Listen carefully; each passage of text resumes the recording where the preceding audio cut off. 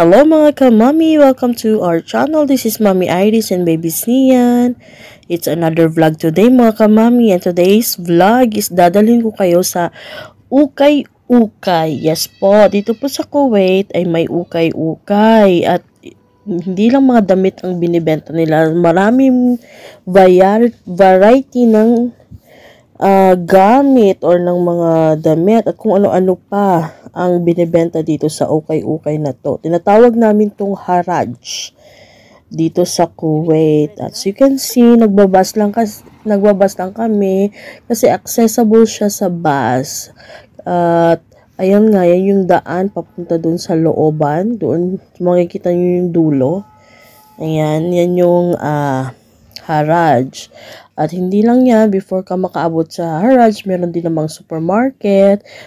Dito sa gilid, may makakabili ka ng mga brand new items. But of course, nagtitipid kami. Kaya, mas gugustuhin namin yung mga used items na hindi naman sa sobrang used.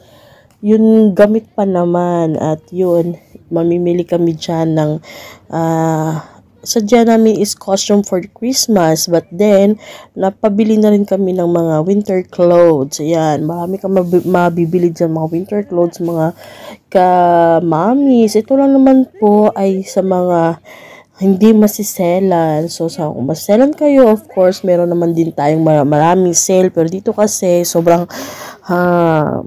mura. Gaya din ng isa-isa sa ating sa Pilipinas.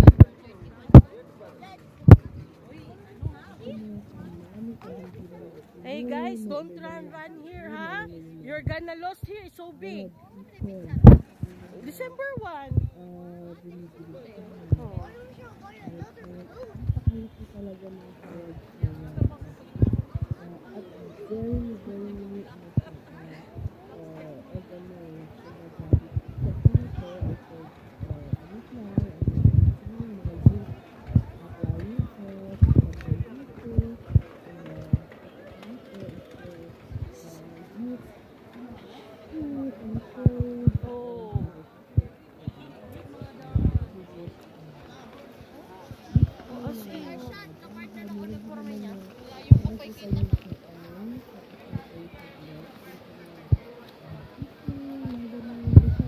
Sabi ko, iba-iba lahat ng binibenta dyan. Meron din mga bed, curtains, at iba-iba pa. So, enjoy watching mga ka-mommies!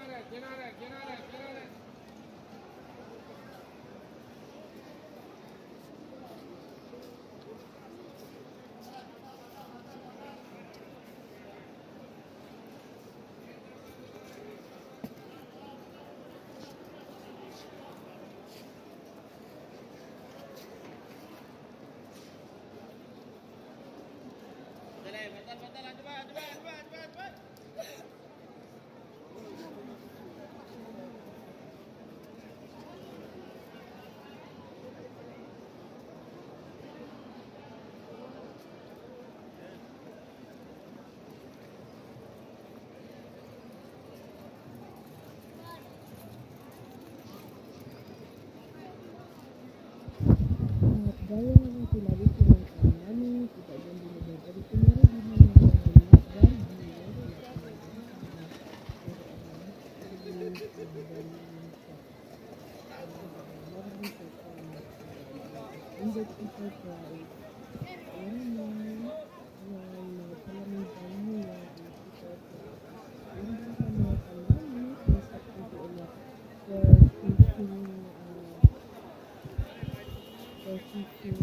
equipments. Okay, later na. At pasensya na po dahil sumingit yung aking anak. So, ito na nga. Dito, dyan sa makikita yung orange na yan.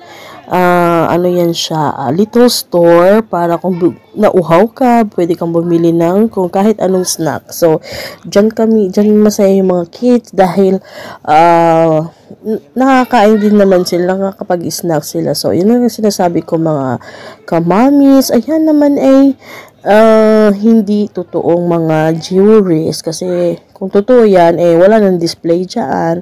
So pero yung iba mga kamamis I heard na nakakuha sila ng mga ginto, totoong ginto dyan. So ako naman ay matagal na dito at hindi pa rin nakakaswerteng makakuha ng totoong ginto. So yung mga yan is mga ano lang yan, accessories. So gaya ng sinabi ko, yung mga fishing perfumes, ayan, makikita nyo. At syempre yung mga display, yung mga authentic na mga ginagamit na mga Arab before, yun. Ayan, yung mga ano nila. Ano bang tawag dyan? Yung mga antique na mga gamit ng mga sinaunang tao dyan dito sa Kuwait. Ayan. At marami pang iba. Ayan na nga yung mga display or mga gamit, mga panggagwa, pang tea, yun. At sa gilid naman yung mga kamamis ay meron din namang a little park, pahingahan. Kung gusto mo lang magpahinga, magpalamig sa ilalim ng ng puno. At ito na nga yung favorite namin after mo makabili, after mo gumala is meron din naman ditong restaurant. Ito ay Filipino, Indian, and I think Chinese restaurant. So, nagbebenta sila ng mga Filipino cuisine. So, ang favorite namin dyan is yung chicken grilled nila. So, meron din naman yatang Arab. So, hindi ko lang masyadong na-explore, but yeah, they're selling different cuisine. Yan. Meron nga. Then, yun yung kebab. Nakita nyo? So, after namin kumain dyan, ay umuwi na kami mga kamamis. At try nyo yung restaurant niya na pala dahil masarap dyan talaga mga kamamis. At after nyan, yan. Ayan na nga, kumain na kami, nag-pray kami. Ayan yung sinasabi kong grilled chicken, yung favorite namin kainin. At yun, may pansit sila. Filipino, pansit. So, ito na nga yung mga napamili namin, mga kamamis. Ayan, mga damit lang namin. And wala muna sa kids, baka kasi hindi natin alam. Pass muna sa kids. Sa atin,